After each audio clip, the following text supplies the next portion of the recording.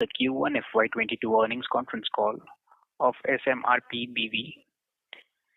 As a reminder, all participant lines will be in the listen-only mode, and there will be an opportunity for you to ask questions after the presentation concludes. Should you need assistance during the conference call, please signal an operator by pressing star, then 0 on your touchtone phone. I now hand the conference over to Mr. Laksh Vaman Sehgal. Thank you, and over to you, sir. Thank you. Hello, everyone. Welcome to the earnings call for SMRP BV for the quarter ending June 30th, 2021. I have with me Mr. G.N. Gauba, Mr. Kunal Milani, and Mr. Vipin Jain, who will be assisting me in answering all your questions. As always, Vipin will take us through a presentation showing the financial results for the quarter, which has already been uploaded to the website. And after that, we will be fielding all your questions. Thank you very much. Vipin, please take over. Thank you, Vaman sir. Thank you. Good morning, good afternoon, ladies and gentlemen. My name is Vipin Jain. I am the CFO of the company. And as mentioned, I will be making a very brief presentation on the quarter one results. So I start my presentation with slide number 3, and I will be referring to the same presentation which is on the company website, and I would go slide by slide. So slide number 3 captures the key highlights for the quarter ended June 2021. The acquisition for the Plasmid Group, our first footprint in Turkey, was completed in the month of April 2021. This acquisition comes with 2 plants in Turkey. The result of the new entities are consolidated with SMR segment due to the high level of synergy that exists between the SMR business and the new acquisition. We reduced our gross debt by 71 million during the quarter, and this was due to the repayment of few of the loans which were taken in the last year during the COVID times, and these were the government-backed facility which came for maturity, and we repaid the facilities as per the maturity schedule. Net leverage as on 30th of June was at 1.26 calculated on the reported debt, and the liquidity available to the company as on 30th of June was in the range of approximately 750 million euros. The results for the quarter were also impacted due to irregular production stoppages announced by the customers on account of semiconductor shortages, as we see currently in the industry. This resulted in lower revenues as well as EBITDA got adversely impacted since we were not able to optimize all the costs due to the stoppages at very, very short notice. However, due to the overall operating efficiencies and continued improvement in the greenfield performance, some portion of the adverse effect was mitigated by the operational improvement. We also had a small impact on the working capital, especially on the inventory side, because there was a small amount of inventory build-up due to the customer stoppages at a very, very short notice. I move to slide number 5, which represents the simplified group structure. Again, there is no change except for we can see now the Plasmid Group under SMR. So these are the 2 plants which are coming from Turkey. Slide number 6 represents the global presence of SMRP BV. We added 2 new plants for Plasmid, and that is the reason we see now 72 global locations, which was in the last quarter was 70. And we also added Turkey to our global footprint, making the overall geographical presence in 25 countries, which was in the last quarter was 24. This led to a further diversified footprint and a workforce of lower than 30,000 employees, because we also try to breed with the lower volume, and that is the reason we see workforce to be lower than the last quarter, despite adding 2 plants of Plasmid. Slide number 8 presents quarterly comparison of revenue and profitability for the consolidated group and also for SMP and SMR segments. Quarter 1 of the last year had significant impact due to COVID shutdown and hence is not comparable to quarter 1 of this year. This year we achieved consolidated revenue of 1.261 billion with EBITDA very close to 100 million mark at 7.9%. Performance of both SMP and SMR was stable, keeping in view the current revenue situation. SMP achieved 7.2% EBITDA, while SMR continued to be a double-digit EBITDA at 10.7%. Slide number 9 represents the customer portfolio and the geographical spread of SMRP BV. The inner circle represents the full year of the last year, which is year ended March 2021, and the outer circle represents the current quarter ended June 2021. We can see from both the pies there is no major change in the customer profile, with the two largest customers being Daimler and Audi very close to each other. And the geographical profile is also very stable, with Germany, US, Hungary, and China being the largest market for SMRP BV customers. Slide number 10 shows the overview of capital expenditure done in the last few years and in the last quarter. During the quarter, we incurred capex of 39 million, which is significantly lower than the previous period. Our focus continues to keep investing for new customer programs, productivity improvement, and some select vertical integration to bring in efficiency to our cost structure. Slide number 11 represents the status of trade working capital of SMRP BV. Net trade working capital as on June 2021 was at 143 million euro, representing 6 days of revenue. Due to the lower revenue, particularly in the first quarter one of the last year, the working capital days may not be strictly comparable and may look a little bit distorted. But our right reference is to compare with the full year number for the last year. As mentioned on the key highlights, working capital increased during the quarter due to irregular production stoppages, which led to inventory accumulation as on June 2021. And that is the reason we can see a small increase in the inventory as on June 2021. Unbilled revenue increased marginally from March 2021 due to the investment in the new project to cater to our order book of over 15 billion euros. Other elements of trade working capital are largely in line with the business activity, with no major changes to highlight on this particular slide. Slide number 12 gives the detail on the cash flow movement. Cash inflow from operating activity before changes in working capital and tax payment was at 105 million. Working capital, as explained on the previous chart, consumed cash of close to 100 million euro. After tax payment of 15 million and cash outflow from operating activity was 10 million euro number. Amount paid for PPE was 45 million euro, and payment for acquisition of Plasmid Group was at 11 million euro, which is net of cash acquired amounting to 6 million euro with the acquisition of the Plasmid Group. Net cash outflow on financing activity was 98 million euro, primarily due to the repayment of various borrowings, as I explained on the highlight slide, and the payment of interest and the lease payment. Closing cash as on 30th of June was at 347 million euros. Slide 14 gives the detail on the cash and debt status. Gross debt as on 30th of June 2021 was at close to 911 million euro, which is lower than the 31st March number because of the repayment of COVID-related loans. Net debt was at 564 million, which is higher than March 2021 due to the reason explained on the previous chart. Net leverage on reported debt was at 1.26 times, and as per the definition under the RCF was at 0.38 times. Slide number 15 gives detail on the liquidity status of the company. As on 30th of June, the company had access to the liquidity of 759 million euros, which was represented by the undrawn portion of the committed revolver credit facility and cash and cash equivalents. Maturity profile, which is the lower chart, is also fairly spread out with no significant maturity in the next 2 years. This was my last slide on the presentation. With this, I conclude the presentation and hand it over back to Mr. Vaman Sehgal. Vaman, sir, back to you. Thank you, Vipin. I request the moderator, please, to support us with the question answer session. Thank you very much. We will now begin the question and answer session. Anyone who wishes to ask a question may press star and one on their touchtone telephone. An operator will take your name and announce your turn in the question queue. Participants are requested to use handsets while asking a question. Ladies and gentlemen, we will wait for a moment while the question queue assembles.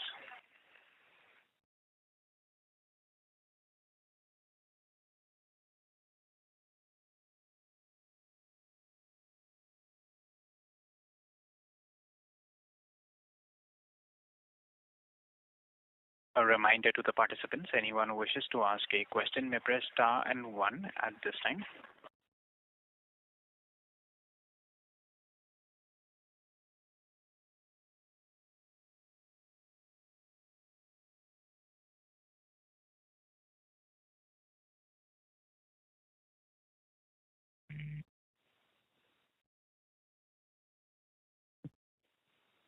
The first question is from the line of Jinesh Gandhi from Motilal Oswal Financial Services. Please go ahead.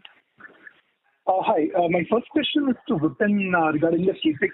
So we are spending below 200 million euros of capex in this quarter.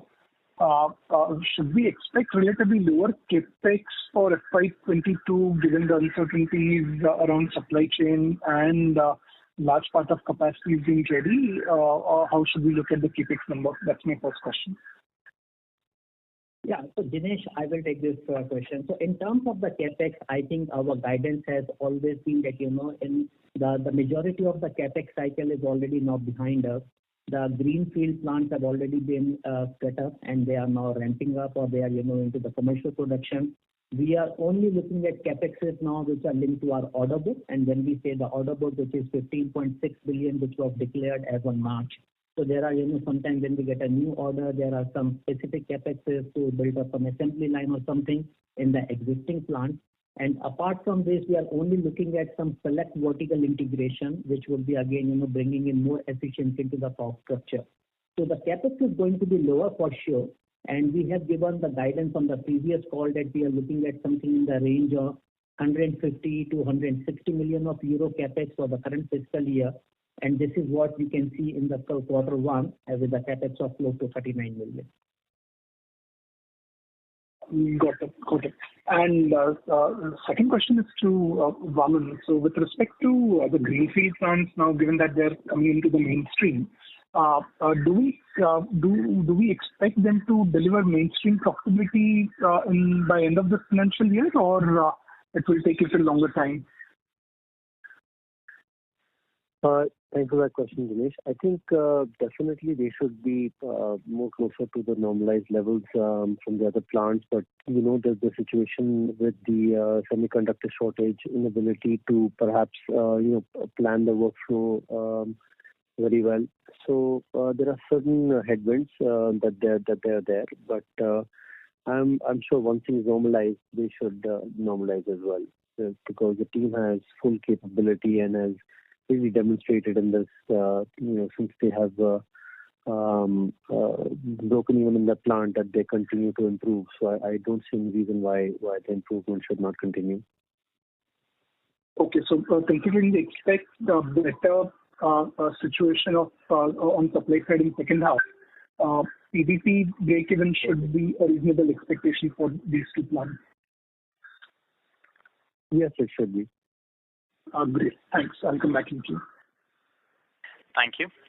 The next question is from the line of Peter Jurek from Tresider Investment. Please go ahead. Hi guys, thanks for taking my question. Could you comment a little bit on the situation for the outlook, just because of the semiconductor shortages that we're seeing and the kind of heads up that you're getting from your customers on call-out schedules?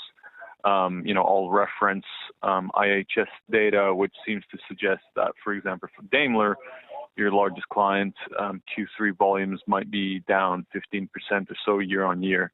Now that's just IHS data, but that looks like a reference point. So could you just comment a little bit on what your views are for the second half of the year and whether or not you have some kind of indications as to when the semiconductor chip shortage might abate? Thanks for that question.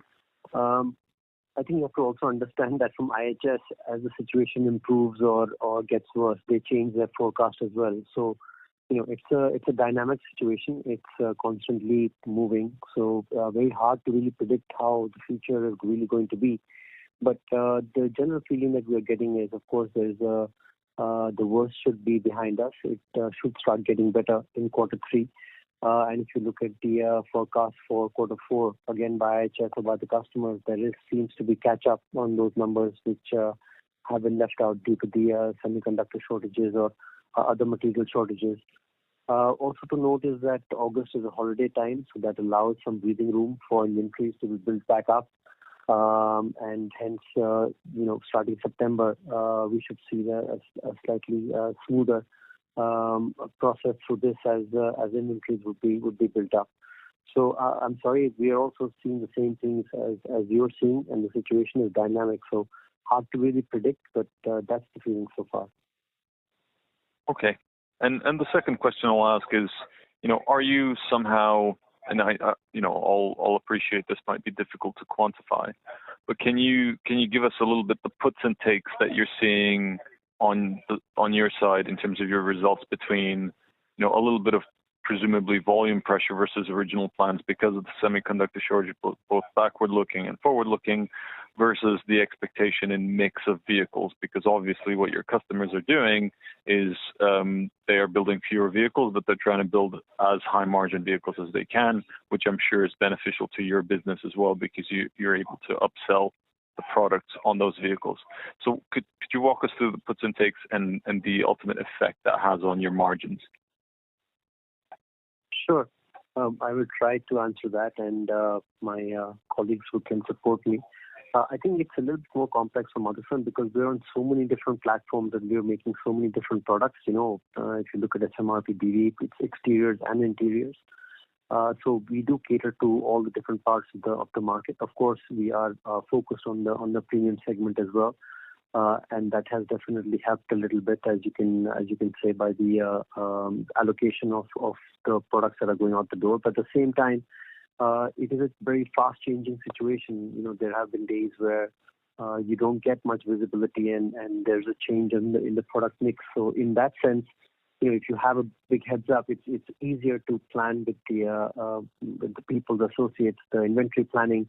All that is much easier to do, as you can imagine, and more efficient if you have a long heads up. But since things are changing at a faster pace, this is also causing more inefficiencies at the plants, which again should balance itself out as we get into quarter 3 and quarter 4 and it smoothens it out.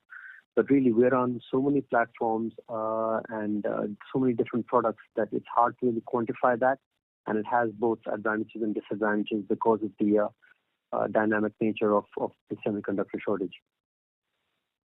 Okay, thanks. And the last question I'll ask is more in relation to the tightening labor market that we're kind of seeing in ultimately the low-cost countries where you guys, well, not just low-cost, but in the countries where you guys would tend to have your factory. So, if we think back to 2019, the kinds of noise you would hear coming out from either the south of the U.S. or Mexico or sort of the CEE region was that the labor market situation was quite tight. There was a lot of churn, and that ultimately created inefficiency in the factories because you had less experienced workers. That abated during the course of 2020 because, of course, everybody was afraid for their job. But what I tend to hear is that labor market tightness is coming back. It's obviously different region by region. So how are you seeing that now? Is it back to affecting you that you're having a little bit of a struggle in retaining some of your factory workers, or has that not really manifested itself yet? Great question. You're very well informed. It's differently. It's acting up differently in different places. We've always mentioned, for example, Alabama is difficult labor market because there's a shortage of workers that continues over there. Depending on where you are in Mexico, you're also having some pressures over there. But I think that's where Motherson's HR really focuses and make sure that we put in practices that we can retain and keep, and also have a bench ready. Like I said, in some places it's more difficult, but you're right. In such times when the market is coming back, of course, apart from the semiconductor shortages, which is playing a bit of a spoil sport, but it is difficult to recruit more labor because the market is tight. But we're making our best efforts, and so far, we're not seeing huge impact of that. And like I said, once this semiconductor shortage is sorted out and there's more, let's say, predictability in the order book, it's much easier to manage that, as when you're getting the pressures and when the pressure is easing. So it's much easier to plan the labor in that stance. So right now we're just trying to deal with the many things and making sure that we can be as efficient as possible in this dynamic market. And so, do you think that? I guess I'm kind of trying to get a sense of what it may mean going forward as kind of labor markets remain hot. Do you think that during the downtime that you had, ultimately, adjust your factories or kind of adjust your production processes to make them more efficient, etc. Is the work that you were able to do throughout the COVID period, do you think it's enough to offset any potential inefficiency that may come from tighter labor markets, which, presumably it's going to come within the next 6 to 9 months? Do you think you've done enough to offset so it's margin, neutral?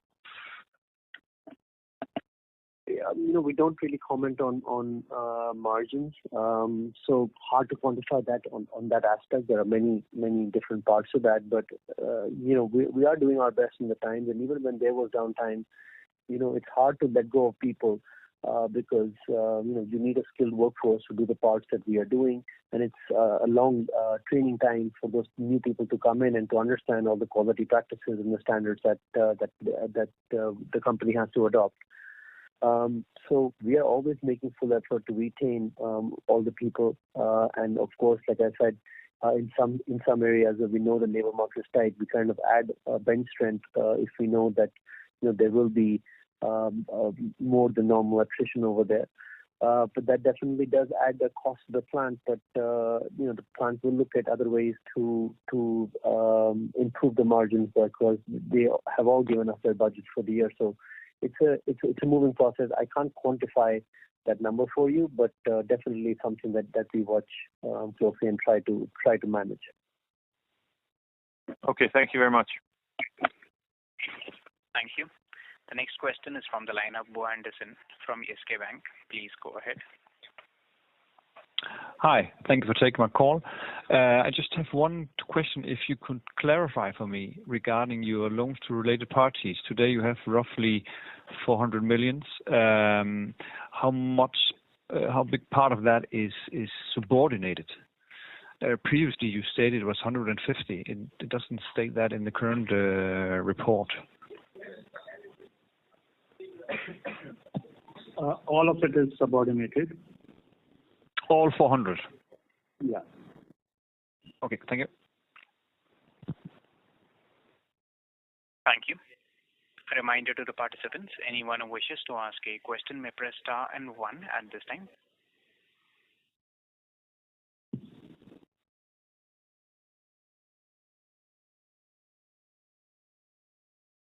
The next question is from the line of Chirag Shah from Edelweiss. Please go ahead.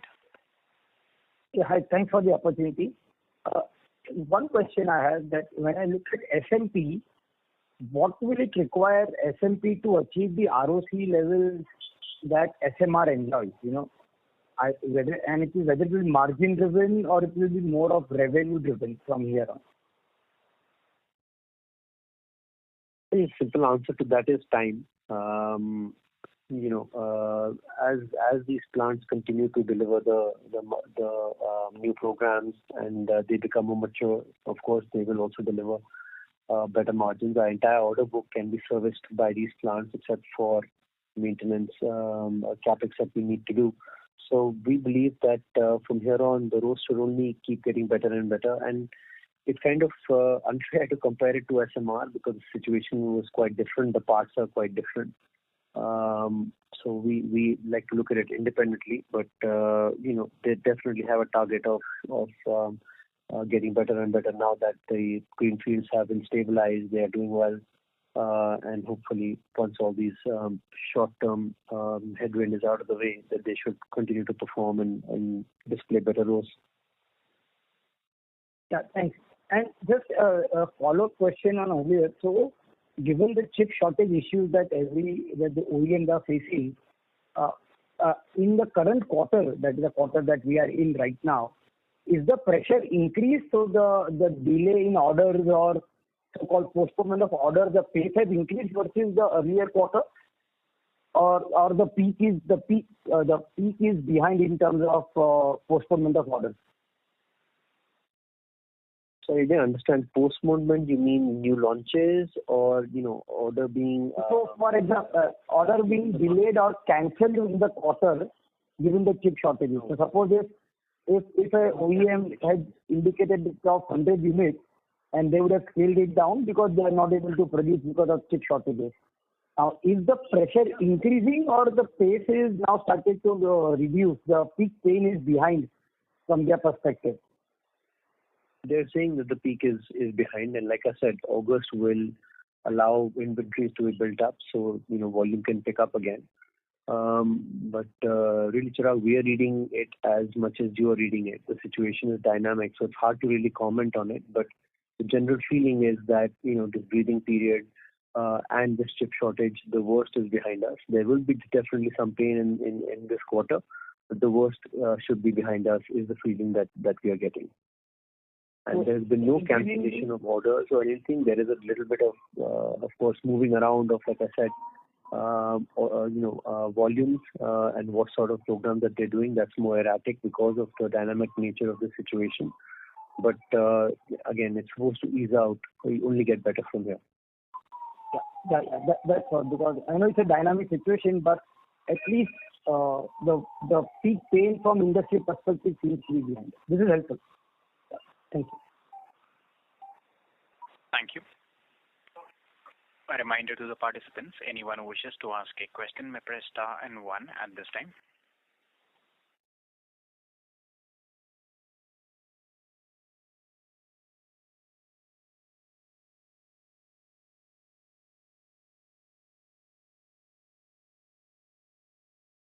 Participants, to ask a question may press star and 1 now.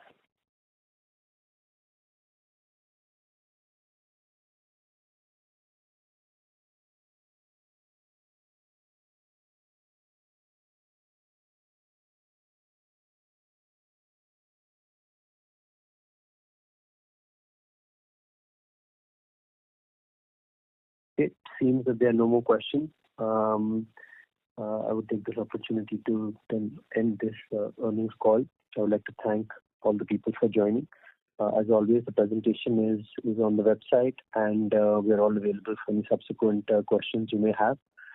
We look forward to your support in the next quarters as well.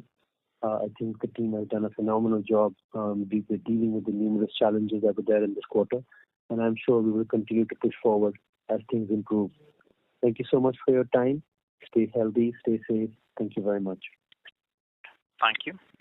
Ladies and gentlemen, on behalf of SMRP BV, that concludes this conference. Thank you all for joining us, and you may now disconnect your lines.